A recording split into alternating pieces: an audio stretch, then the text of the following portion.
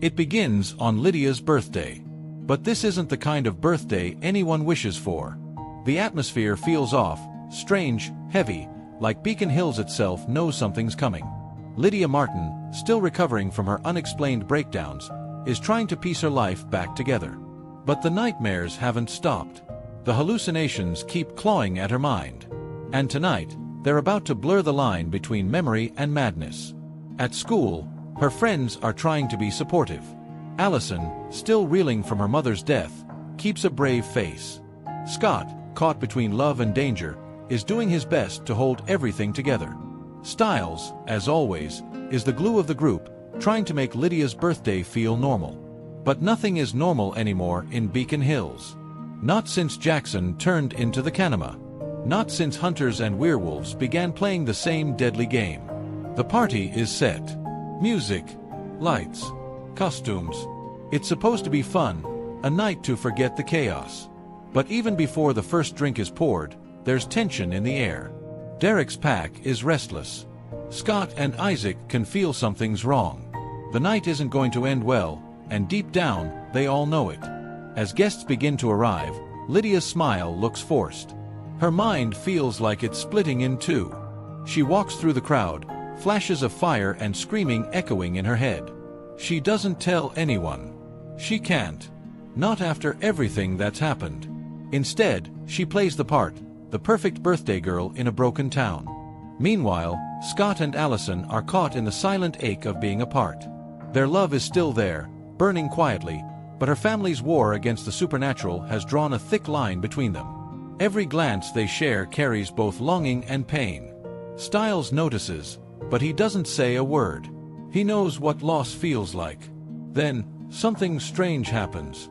Lydia starts seeing Peter Hale, the man who died months ago, the alpha who bit her. But how? He's gone. Burned. Dead. Or at least, he should be.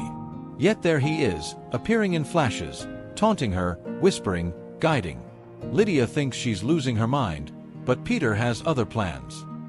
He tells her that his death wasn't the end, that she's part of something bigger, and that her purpose hasn't even begun. Elsewhere, the Kanema, Jackson, is spiraling. Controlled, manipulated, and twisted into something monstrous, he's losing what's left of his humanity. His friends have no idea he's the creature that's been killing people across town. And now, his curse is about to tear everything apart. At the Argent House, Allison's grandfather Gerard is plotting. He's playing a dangerous game, using fear and grief to turn Allison into the perfect soldier. He feeds her pain, making her believe the werewolves are to blame for her mother's death. It's working. The light in her eyes is fading. What remains is anger, sharp and cold. Back at the party, the chaos begins to build. Lydia's hallucinations intensify, shadows moving, whispers in her ear. She stumbles through the crowd and finds herself outside. The world shifts. Suddenly, she's not at the party anymore. She's standing in the woods, where Peter Hale once burned to death. His voice surrounds her, calm but haunting. He shows her visions of the fire, the betrayal, and his plan for resurrection.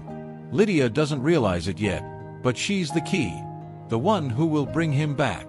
Inside, things are unraveling fast.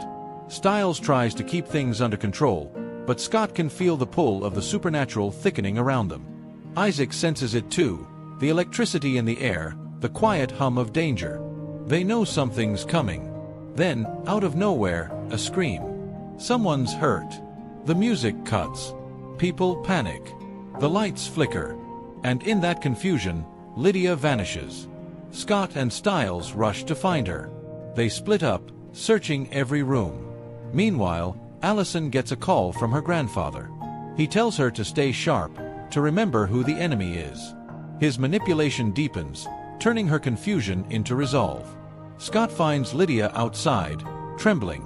She's muttering something, names, words, fragments of Peter's voice.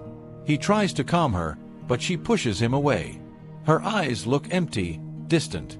For a moment, she doesn't even recognize him. Then, she runs. Stiles finds her moments later, near the woods. He calls out, begging her to stop. But she doesn't. She keeps walking, drawn by something unseen. He follows her into the darkness, and what he sees next chills him to the core. Lydia kneels beside the charred remains of the Hale house, the site of Peter Hale's death. The wind howls around her, her hands shaking as she reaches out and touches the ashes.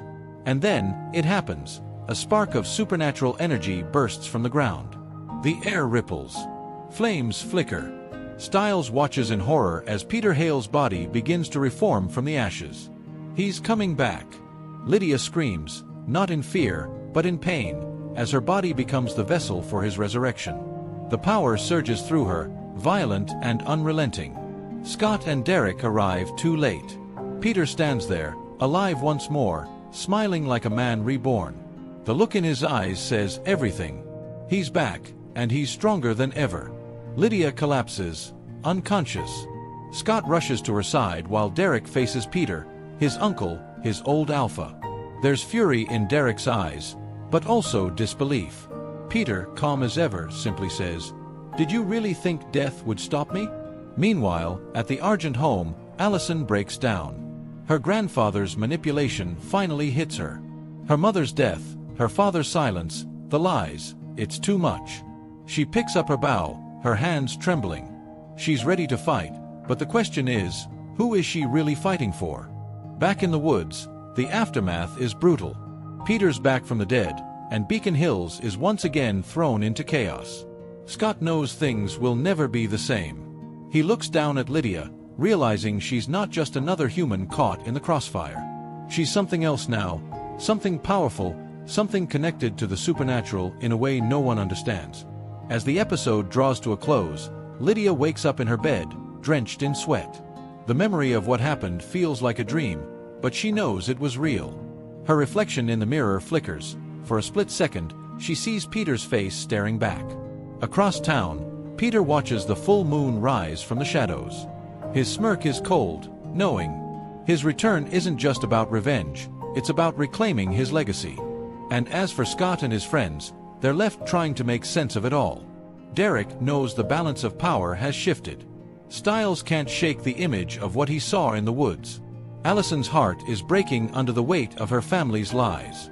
And Lydia is haunted by the voice that won't go away. The pack has survived hunters, monsters, and curses, but this time, the threat isn't just outside of them.